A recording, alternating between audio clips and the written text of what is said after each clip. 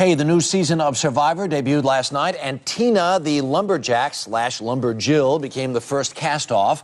One of the main reasons for her departure was her tribe mate, Suri, who, as you're about to see in today's secret scene, was more than ready to see Tina go. I just really can't stand the lumberjack. Oh my God!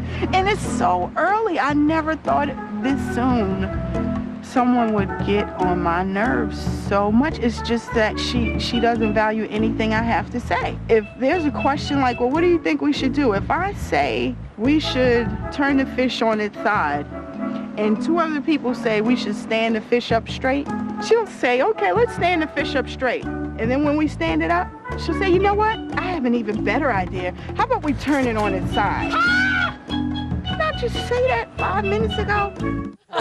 All right, Harry, thanks. Up next, first impressions from the first person Tina sent packing from Survivor Exile Island. We'll be right back.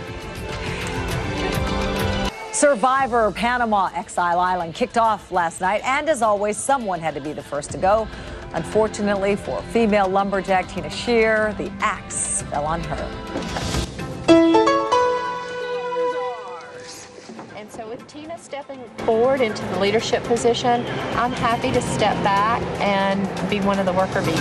I don't like to say that I'm gunning for anyone, but I'm gonna try to get rid of the lumberjack lady. Melinda, she says she's with us. And I think Tina's starting to aggravate her just a little bit because she was like, I mean, I really like her, but she is kind of loud. Wow! Tina, the tribe has spoken. Time for you to go. Have fun. Tina Shear, good morning. And that was, first of all, I thought one of the most civil tribal councils I've ever seen. It was very well done. First things first, you were among this tribe of quote-unquote older women. The tribes were broken up into younger women, younger men, older women, older men. I don't think you're an older woman. I'm just getting started, baby. I mean, come on, right? So are you surprised that just getting started? You're here already. You know what? To me, it was a game, and somebody had to go first. And when I saw the breakdown of the 4 teams and this and that, and once I got there, I thought, well, it's very possible I'll go home first. Now, do you regret taking on a leadership role so soon? Well, I don't feel like I was taking a leadership role to start. To me, it was just like somebody's got to do it, and maybe it was a leadership role, but I just felt like we need to do this, and we need to do this, and we need to do this.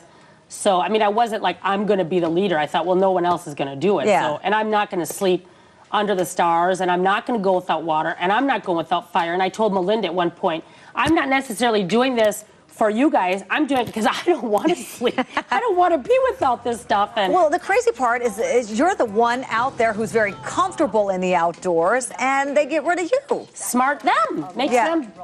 Doesn't make any sense. Did you think Suri had it out for you? Well, after watching the show, apparently, I mean, I don't have any ill feelings towards anybody, on the show. It was a game, but after watching it last night, it definitely feels more like that than before. You didn't have to spend any time on Exile Island, but was that something that was sort of maybe in the back of your mind? I don't want to be out there by myself? Well, after one night on Kasaya, I thought, I don't want to do that because I kept getting up all night long and keeping the fire stoked. The fire never went out when I was on the island. And there was a couple times during the night where the girls were getting a little bit frightened, and I'd run out and start the fire and build it up, and it made everybody feel more comfortable being with fire than without. And I thought, man, I don't want to go out there. Yeah, you come out and you're like, I caught a fish, everybody. You didn't really catch the fish. It was a catch. It was barely alive, flopping around on the rocks. I caught it in a tide pool after the tide went out. I'm the one that caught it. No, it was definitely, I walked up upon it, and it was alive, and it was food. Yeah. I thought it was great. I want to ask you about, you're called a lumberjill. What is that? A lumberjill. I'm a female logging sports athlete that compete in events like underhand chopping, axe throwing, crosscut sawing, chainsawing.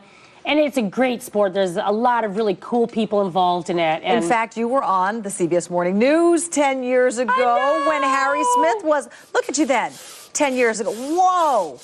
That was Harry Smith was interviewing you via satellite. Yeah, look at you there.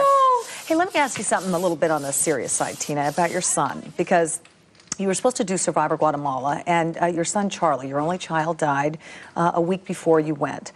You sure carried a big burden out there. Why didn't you share that with anybody out there?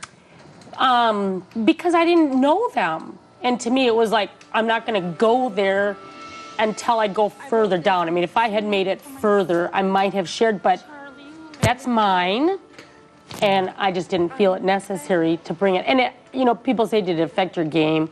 I was playing the game. I was having a lot of fun while I was out there. Yeah. And I just kept it on a little place right here and in here and just felt it unnecessary. And I didn't want to use his death as a means to further myself. Can I just ask you as a parent, I mean, how are you doing? Well, other than being completely miserable, I'm okay. I mean, I miss him every day. And everybody else does, you know, his father and our families. So we just have to learn how to live the rest of our lives without Charlie. Tina, it's good to see you. Good luck Thank to you. you. Okay. Thanks so much for sharing. All right.